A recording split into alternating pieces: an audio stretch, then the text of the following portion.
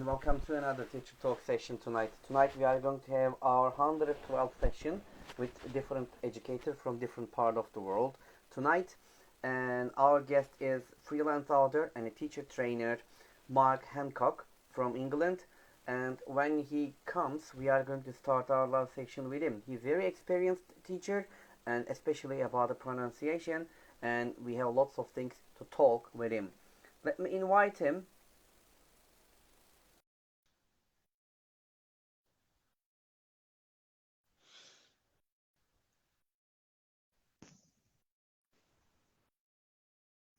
Yes.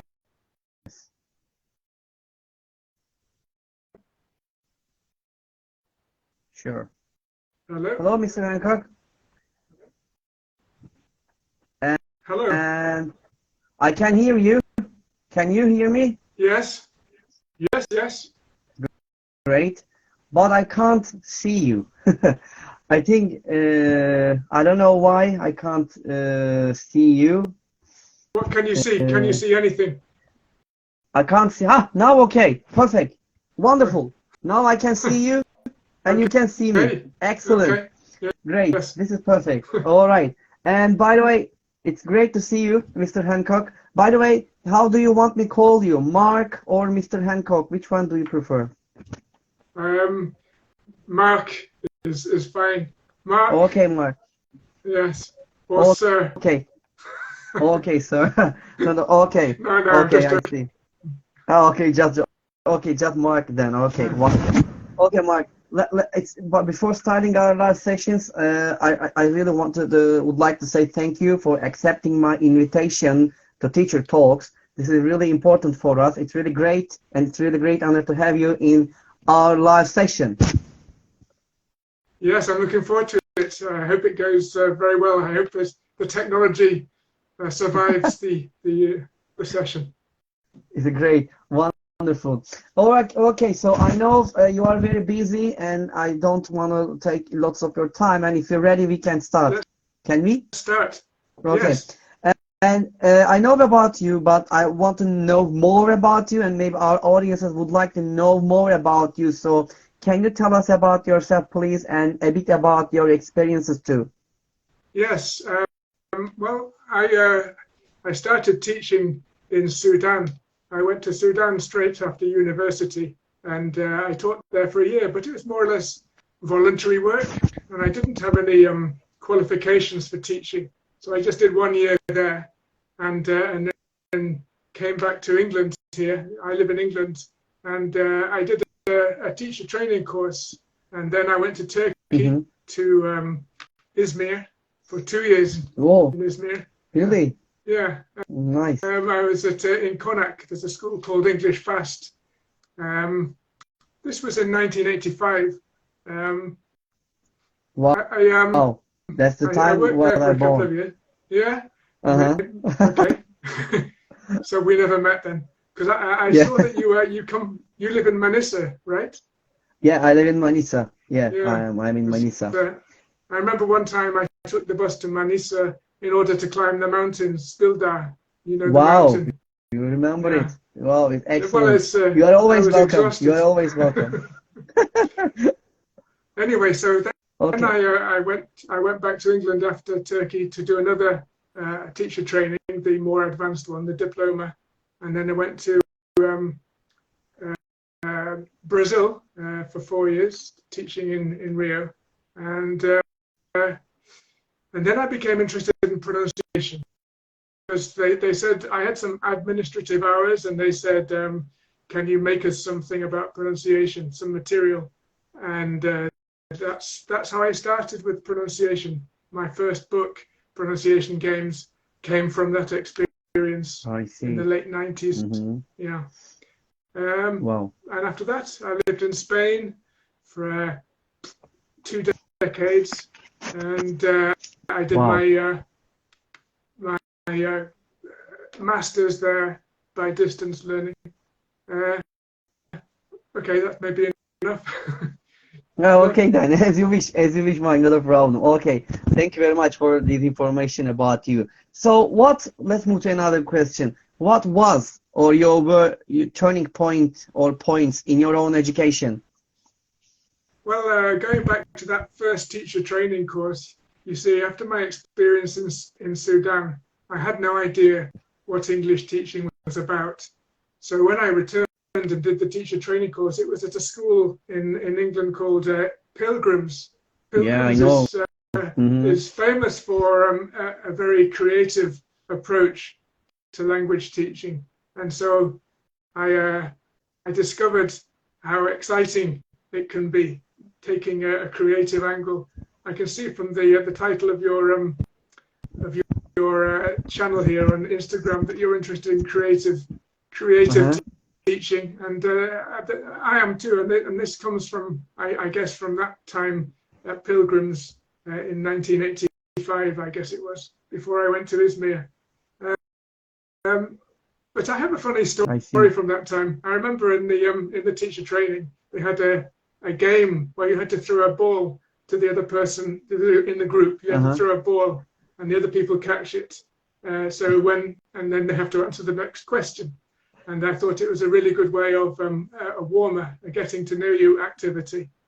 So I see. On my first lesson, I actually taught in Istanbul for a couple of months before Izmir. I went to the school in Mecidiyeköy, and I couldn't find the ball. So I was going past a shop, and I bought an apple. Apple, and then I used the apple to have this game in the class where they throw it around. So we threw it around, and the apple fell on the floor, and it started going soft and mushy, and it turned into something horrible and sticky, and everybody was covered in apple juice.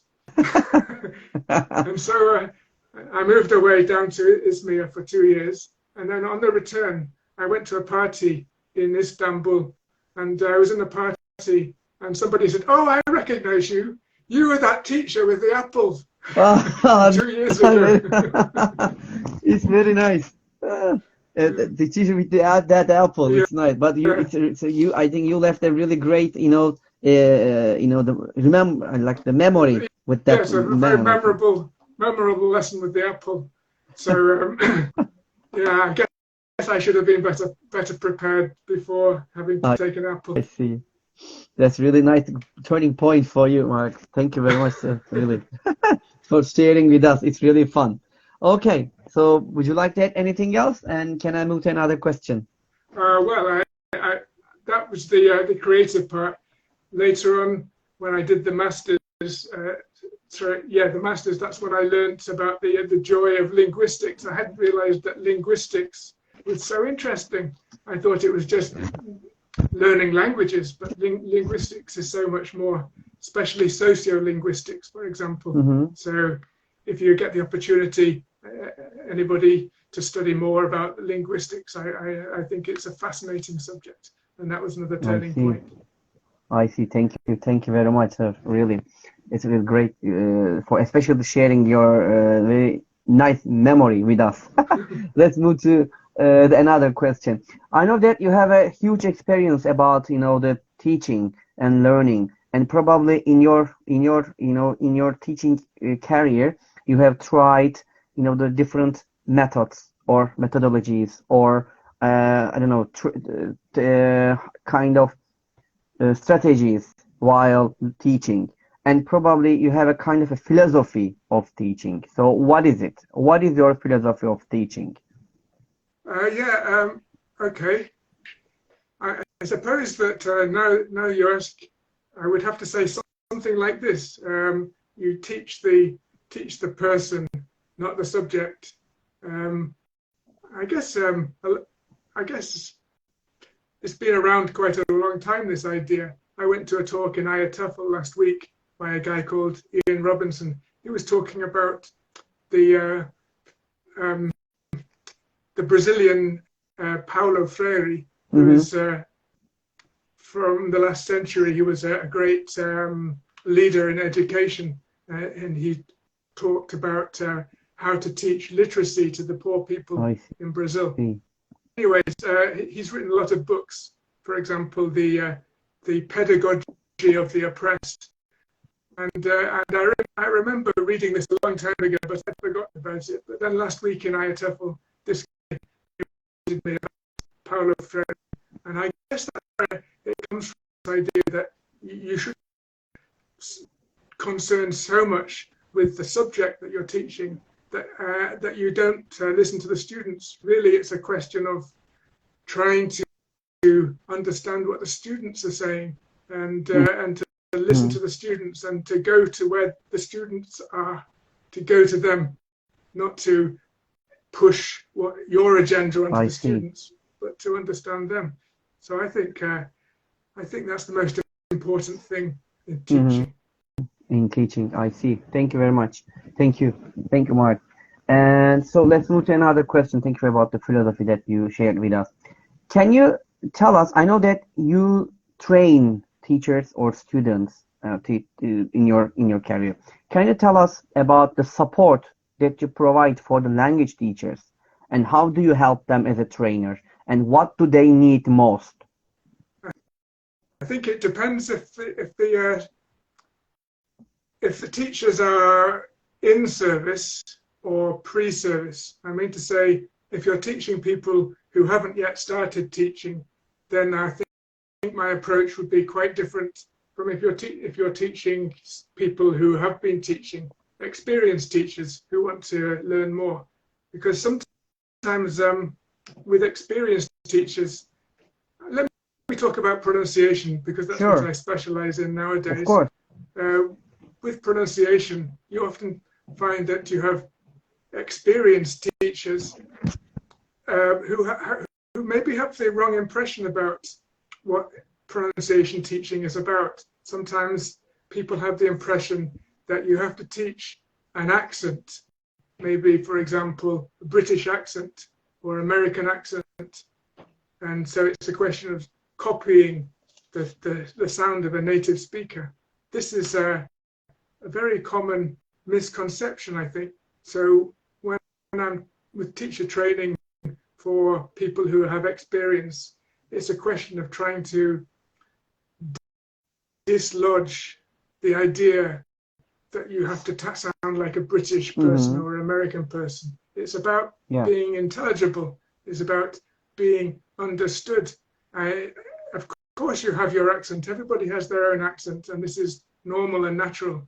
And English is an international language. It doesn't belong to anybody. It doesn't belong to me. It belongs to all of us. So we can all have our own accents. Pronunciation teaching is not about accent training. I think that's really important.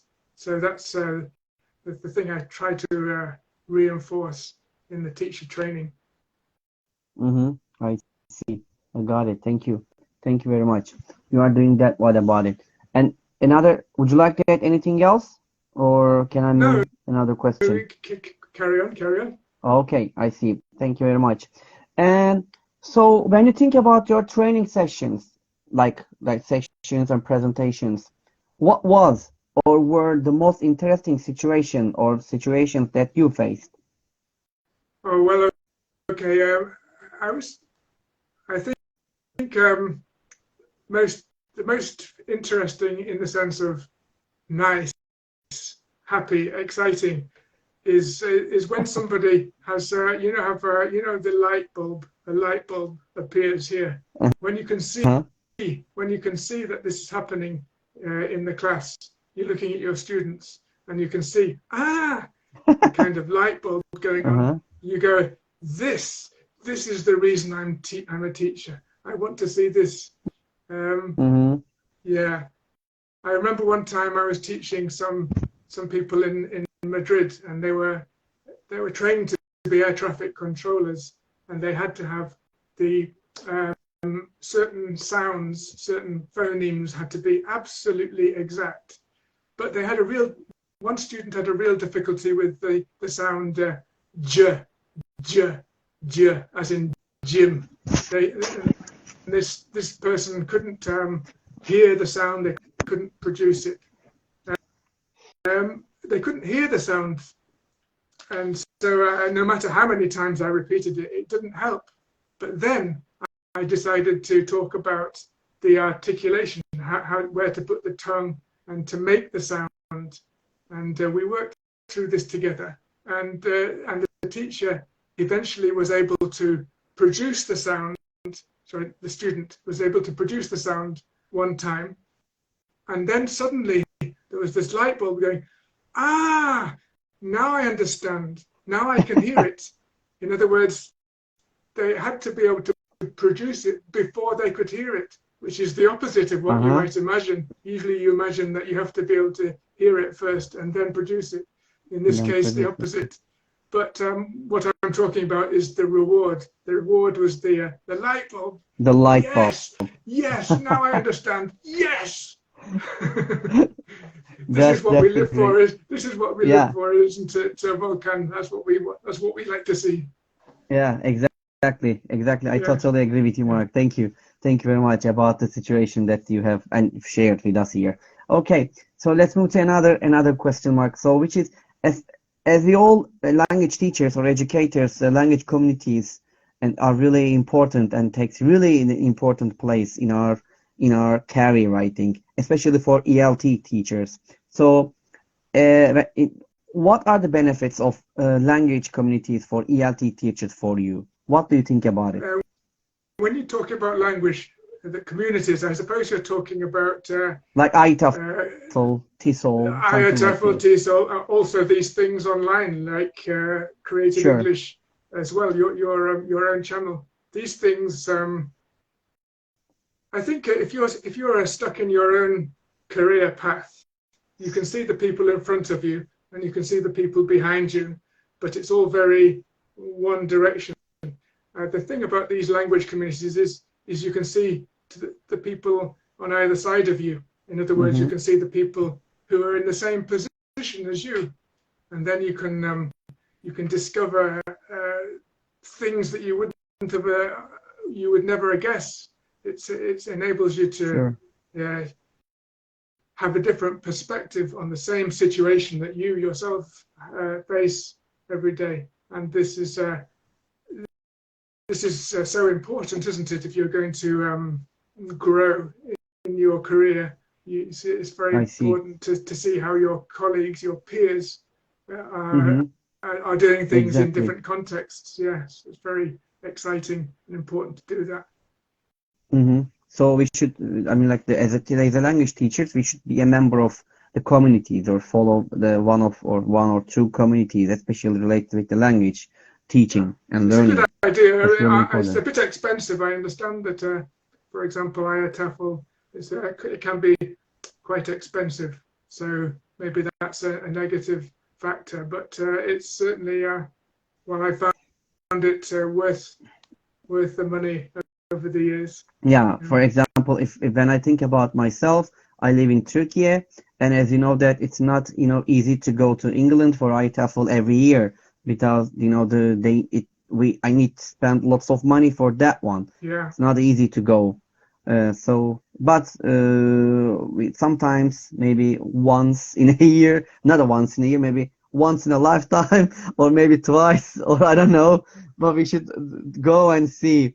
And I've been in ITAFL in 2015, which was held in Manchester. Yes. If you remember, in 2015. Yeah, I was there. Yeah, I was there, and I had a really great experience over there. I had learned lots of things. I saw different educators. I had a chance to meet lots of, the educators and also the trainers and the teachers from different part of the world. And I had a chance to communicate, them, and it was really great experience for me. But so sure, go ahead. Did you like Manchester? Sure, I love it. I was not only in Manchester, I had the chance to go to London and also Cambridge. That was fantastic. Yeah. But Manchester is the best, right? Sure. Manchester is the best. Well, as you say, Manchester is the best. Okay. Yeah, you are from Manchester. Yes. I see. That's why. Okay, Manchester is the best. Not London, not Cambridge. Manchester is the best. Correct. Okay, great. Okay, let me ask you another question about it. Would you like to add anything else, or can I move to another question? Another question. Okay. And so I know that like you have a book which name is Prawn Pack. So can you tell us about your book Prawn Pack and what is it about and how does it help to teachers or the students or how can teachers get it? Um, well, okay, Front Pack. Front Pack came about because my, my first book was Pronunciation Games. That was with Mm-hmm. Cambridge University Press. Pronunciation Games. That was Mm-hmm. published a long time ago. That was published in 1995. So I wanted to kind of do something which is more of an update of that book. And Cambridge, when I approached them and I said I have this idea, they said, well, okay, but at the moment we're not taking on any new projects. It was in a bit of a crisis at the time, so I decided to self-publish this book, which is actually it's not a single book. It's four books, a series of books, Oh, 4 books. 4 books. But well, let me just take the first one. Each book is a different approach. They're teaching materials, like you can either print them or you can project them in the class along with the teacher's notes. So it's just teacher's resource book, that's what you would call it. And so the first one has got, I call them workouts, they're kind of drills. And the second one Mm-hmm. has puzzles. The I see. third one has pair work, interactive activities. And Wow. the fourth one has poems. Those books, I would have put them all together in one book, but because I was publishing via Amazon, if your book is too thick, the royalty goes down a lot. So I decided to make them into separate books. So if you want to see those books, you can get them off Amazon, or you can get them in the electronic version, ebook version from Apple or Kobo. Wonderful. Yeah. Mm-hmm. So like it all helps the teacher to teach pronunciation, I think, to the students. Oh. Well, Mm-hmm. so it's the same philosophy as the pronunciation games. It's how to make pronunciation teaching enjoyable and accessible, because I think a lot of teachers have the belief that pronunciation is difficult, and a lot of teachers avoid teaching pronunciation because they perceive it to be difficult. Yeah. Mm-hmm. I see. Thank you very much for sharing your books with us and tell us about that they can get the books from Amazon and you can take also as an ebook. If you write the under the comment section, could you please write its name? I can share the books after the session and in my book name account is Prawn Pack. Prawn Pack. You can see more about it on pronounciation.com, the website, pronounciation.com. Mm-hmm. I see. Okay, thank you very much. Thank you very much, Mark. I think they'll get it, and also I can share the book after the section in my account. Yeah, about the books, so they can get it, and maybe I can share the link from the Amazon, so they can go and they can check the book from there. Okay, so thank you very much. And so let's talk about another question, which is like, let's talk about your main focus, which is pronunciation. Is pronunciation really difficult to teach, or what areas should teachers focus on when they teach it? Yeah, I mentioned that the idea behind PronPack was to try to show teachers and students that pronunciation is actually fun and enjoyable. And I really think that including pronunciation in every class brings the class to life. It makes the language physical in a way that, if you're just looking at a list of vocabulary or grammar or something, actually using it, pronouncing it, saying it aloud, it it brings it to life. And difficult, I think it's only difficult if you have the misconception that I mentioned earlier on. If you believe that you have to pronounce things in exactly the same way as maybe what you see in the dictionary, or maybe what the Queen's English or some kind of model like that, then it could be difficult. You see, if you ask me to teach you the pronunciation of the Queen or the King, I wouldn't be able to do that because I don't have that accent either.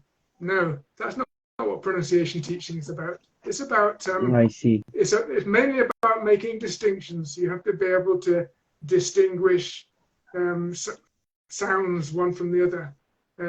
Take for example, in Turkey, there may be a difficulty distinguishing between west and vest. West. I see. Vest.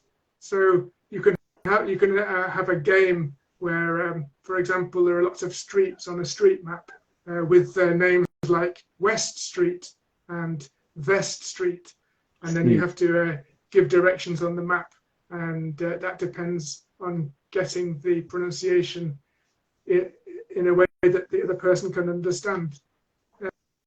So you can make it into a game that way. Yeah. Is it difficult? I think it's only difficult if you're doing the wrong thing, if you have the wrong idea about it. Yeah. I got it. Thank you very much, Mark. Thank you very much about the answer. So there is a question. Let me look. They are asking question. Let me divert you the question. Here is the question. Is teaching both American and British English pronunciation differences beneficial in teaching words? Well, the question about models, like British or American models, I think we waste a bit of time with that, really, because usually you're teaching with your own accent, the teacher's accent, right? So, for example, I have my accent, it's from Manchester. You have your accent from Manisa. Yeah.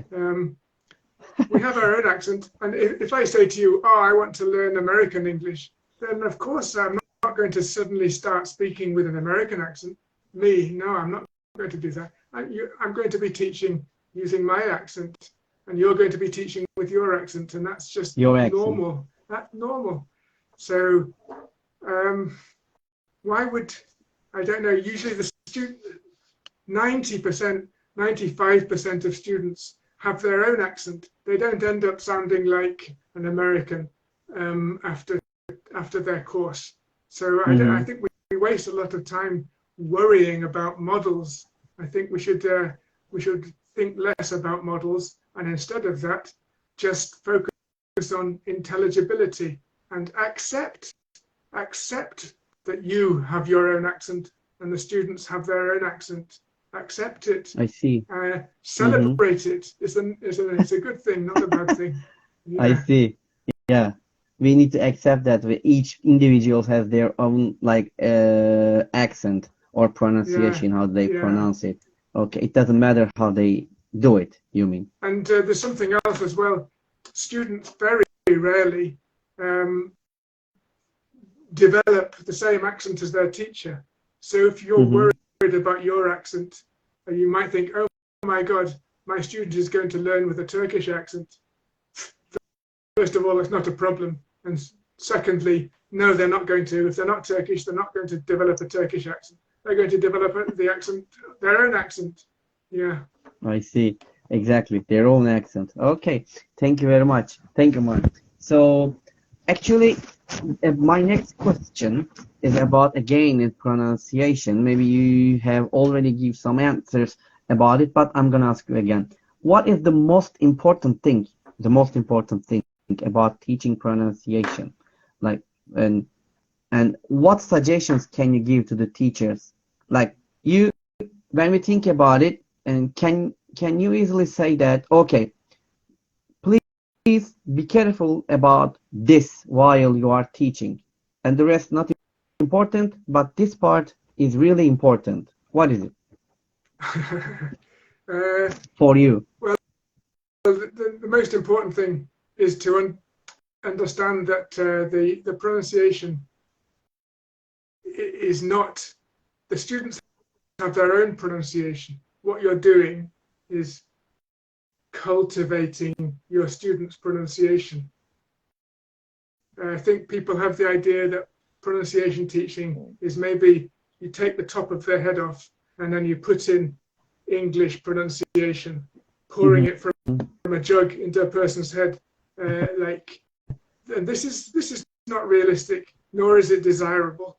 It's what really happens is that the student comes to your class with a certain pronunciation, and you're trying to help them to cultivate it, develop it, so that it becomes more better understood elsewhere in the world. The idea is for them to become intelligible, to understand and be understood.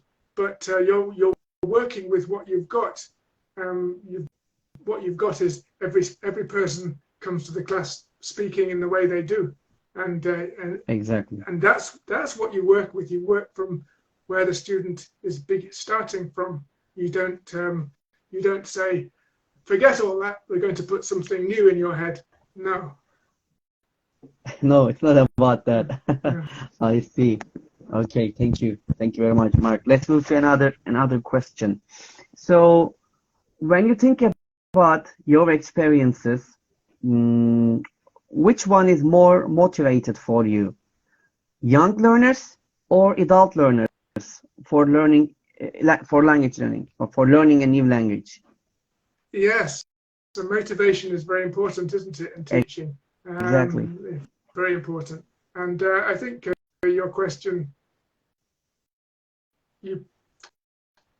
as to your question, I think they have different kinds of motivation. Young learners have a different type of motivation from adults, generally speaking. Although I shouldn't generalize too much, but young learners, you need to focus on intrinsic motivation, things that they're going to find interesting, because oftentimes young learners, they're not in the class of their own choice. They get sent to school. It's obligatory. They don't choose it. Yes. And so they don't really have extrinsic motivation. They don't have a reason. Why are you learning English, you could say. If you say to a young learner, why are you learning English? Because my mother sent me. Yeah. You're right. Some of them, yes, they say the same thing. So then you have to tempt them with things which are interesting, things which get them involved, things which have a certain degree of challenge, but not too much, not too difficult, just right. If it's too easy, they're going to lose interest. If it's too difficult, they're going to lose interest. And with young learners, you have to keep changing often. You can't keep focusing on one thing for too long. With adult learners often have a distinct reason for learning, an extrinsic reason. Maybe they need to pass a certain exam, or maybe they need to do it for work. Exactly. So oftentimes you need to somehow convince them. You need to convince them that the things you're doing in class are relevant to these objectives. You need to convince them, well, this is important because you need it for this reason or this reason. So it's a different kind of motivation altogether. Although I do believe that for adults, you should really have both things, because the quality of extrinsic motivation, the trouble with it is it can get the learner started. It can get you started. You can start the course thinking, oh, I need to do this because I need to get this job. But then after a couple of weeks, the motivation starts to become less powerful, or even Yes. negative. They go, oh, I'm not getting any nearer to my objective. This is a waste of time. I'm never going to do it. So I think you need to complement this extrinsic motivation with adults with using some of the intrinsic motivation that I was talking about before, that you have with young learners. So I think things like making the topics interesting or relevant for them. Giving plenty of opportunity for personalization so that they're able to express their own feelings and interests. And again, the level of challenge, giving something which is challenging. Yeah. I see. Thank you very much. Thank you very much. Really, I appreciate it for your answer. It's wonderful and very clear about the question. Okay. So let me ask you another question. By the way, the time flies, and we are almost coming end of our questions. Just a couple, 2 or 3 questions left. Let me remind, if you have any questions to Mark, please write them into the question part so I can divert your questions to him. If you have any questions, of course. Okay. So let's move to another the question, and these are really fun questions. So if you could have one superpower to use in the classroom, what would it be and how would it help you? Superpower. Yes. Yeah. Empathy, man. Yeah. I see. I could have a cloak and it would have a big E on it. Empathy. Empathy is really important.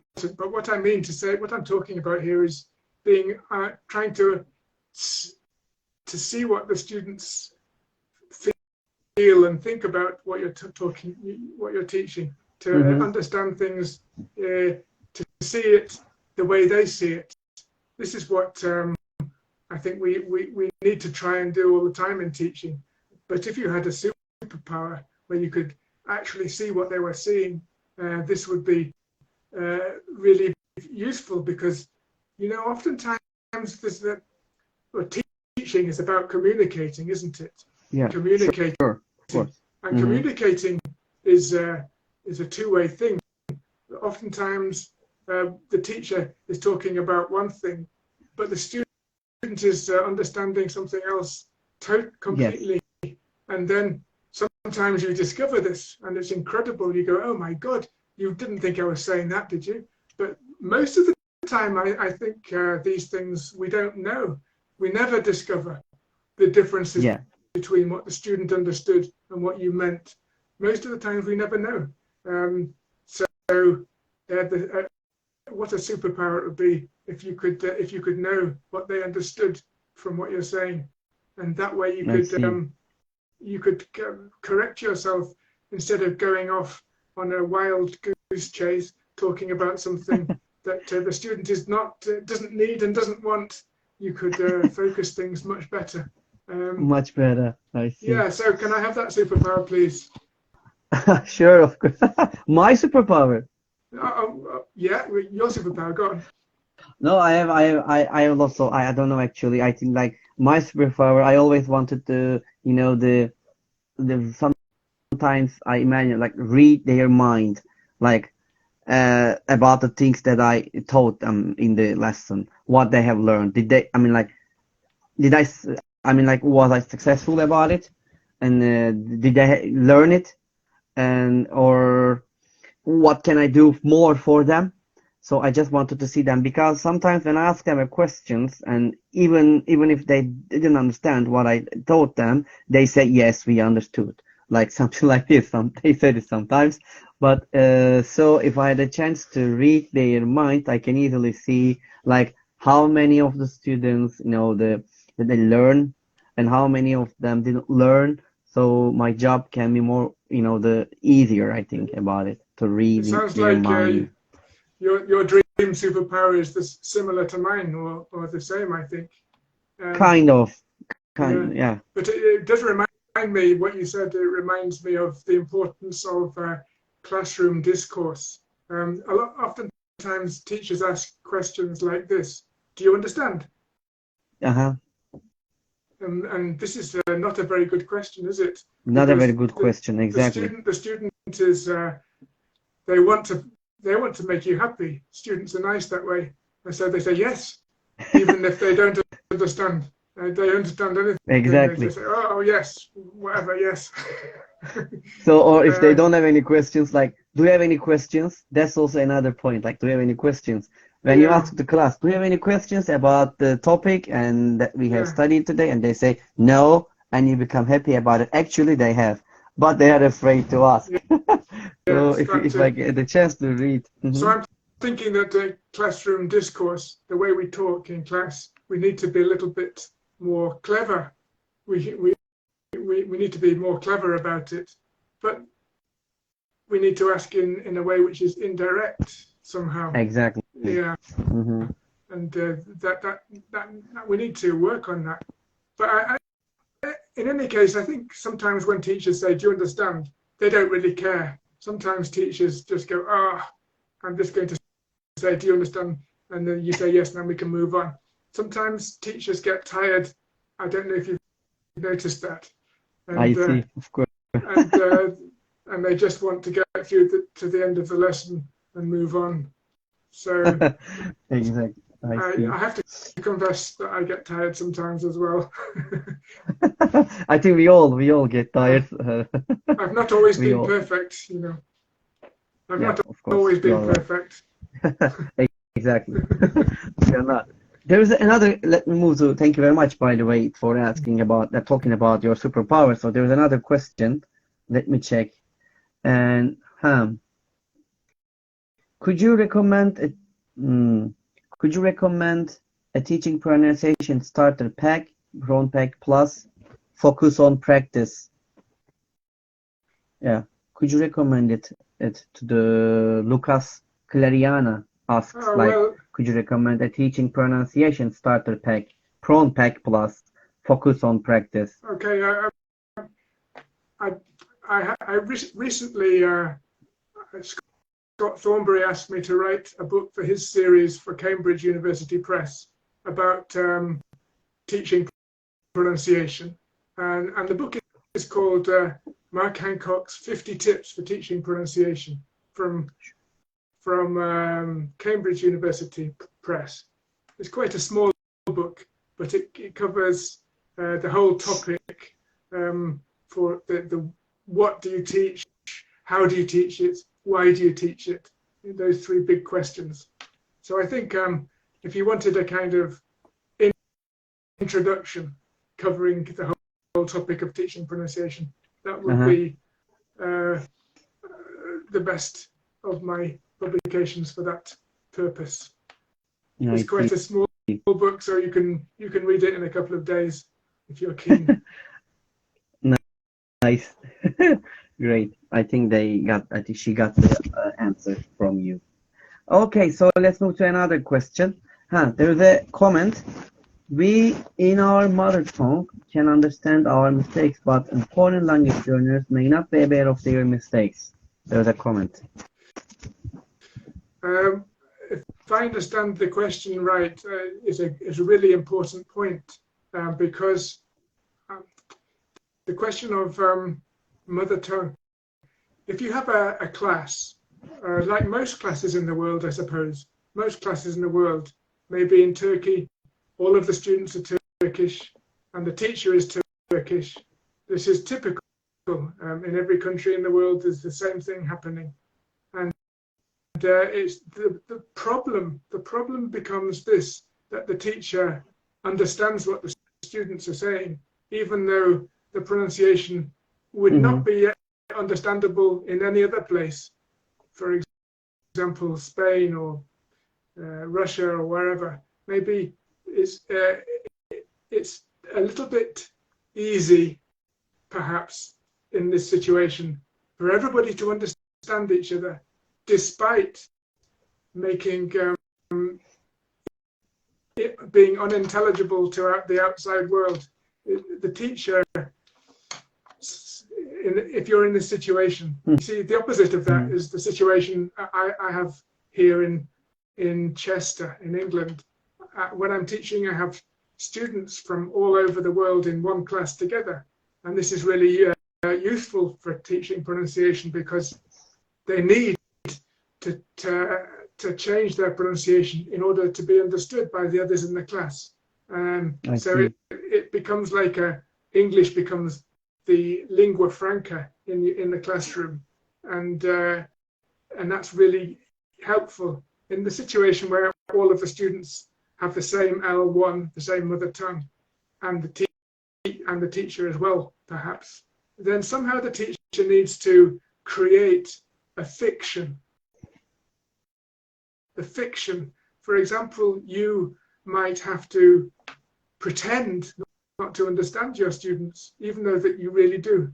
When they say something with, for example, a strongly Turkish pronunciation, and you understand it, but you realize that people in other countries would not understand it, then you need to somehow help make the fiction that you don't understand, I suppose.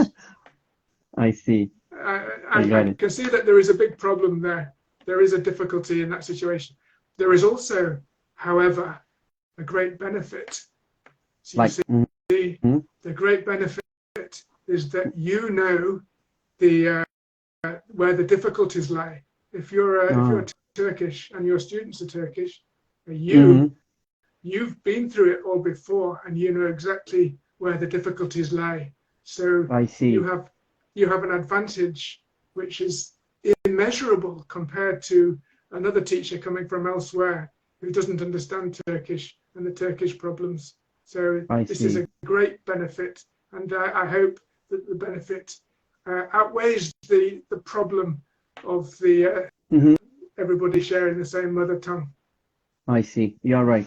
I agree with you. Thank you, Mark. Okay, so I think we are coming to let's move to the last question. Are you ready for the last question of the section? I think it's almost okay. Yes. Because we are almost ending, almost an hour. So I think it's better. Like I'm also gonna finish all my questions. So here is my last question. What is your motto? My motto.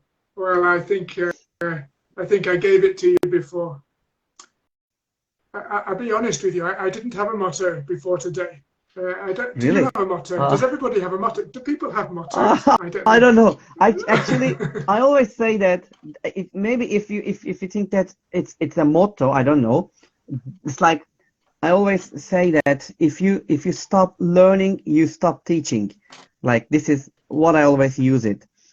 I don't know if you can say it as a motto or not for language. No, I like it.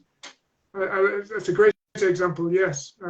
No, but I would only repeat something I said earlier on. You teach the person, not the subject.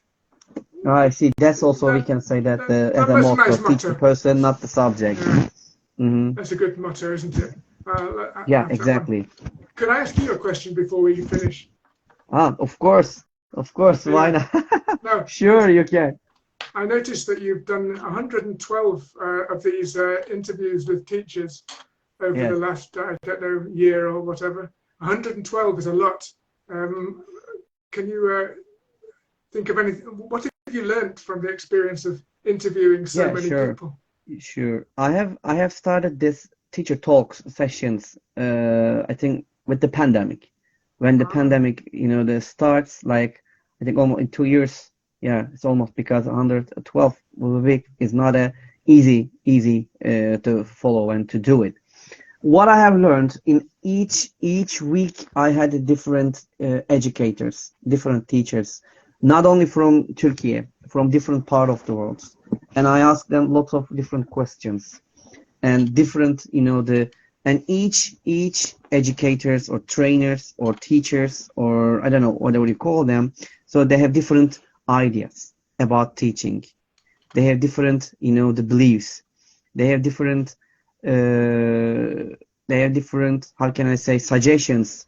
But of course, the one thing they have in common.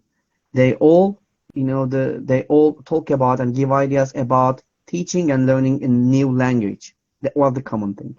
And I learned a lot of things, a lot of a lot of things with them. Okay, and so and what I have learned, I got some, the suggestions about using in our classes. Lots of maybe how can I say, strategies or techniques. And because my questions are really different, I try to ask the questions in different teachers to different like different style, not only the same. And also we have got some personal questions, and also it's very interesting that all of them, they shared their personal experiences, their personal, some special moments with us here. Especially you have just mentioned with us like a teacher with an apple. That's a really interesting. Yeah, it was you. That was really interesting because I never heard about it from you. Like if we hadn't have this chance to talk in teacher talks, we had no, the idea about it. And also, it's a really great opportunity to get a network. I had a really incredibly huge network all over the world, and I had a chance to, spread this with another people in another country. Like for example, we have the session here with you, and after the sessions, I'm going to upload it and to the YouTube and of Facebook, or I don't know, kind of LinkedIn and Instagram, and lots of people will have a chance to watch it all around the world. So that's also something very useful for them. So they had a chance to learn something from this session, just like I had a chance to learn from you. And also what I have learned with this, hard work pays off. If you need to work hard to get something really useful. And also this one also gives us respect. You give respect and you get respect. This is also important. This job also gives you respect about it.